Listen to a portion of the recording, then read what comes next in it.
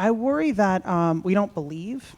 I worry deeply about this incredibly dysfunctional story we tell ourselves, which is that we have to solve poverty before we can create excellent schools, and that young people should be doomed to terrible schools as a result of poverty. Of course, poverty impacts students' readiness to learn and their home life, and all of the things that those little people deserve, they aren't getting, and we should be working on that.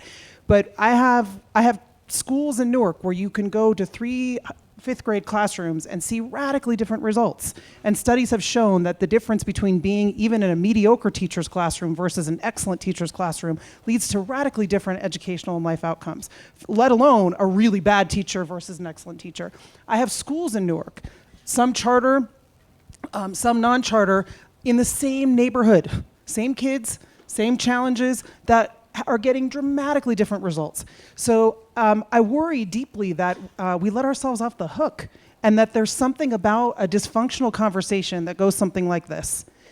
Poverty is terrible, and it is. And I am just as committed to anyone, and my next job may be around that and not necessarily around ed reform or the intersection of civil rights and ed reform and poverty. It is. And it's a horrible stain on our country's history, and it's inextricably tied to race. And that is all true. At the same time, we have families and students and teachers and schools that are showing that educational excellence is absolutely attainable, and as a result of that, are able to break intergenerational cycles of poverty.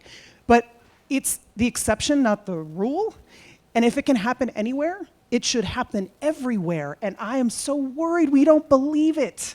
And I worry we don't believe it because of deep-rooted issues in this country that we've never confronted, that I worry will replicate themselves if we don't actually confront them and if we don't create success at scale.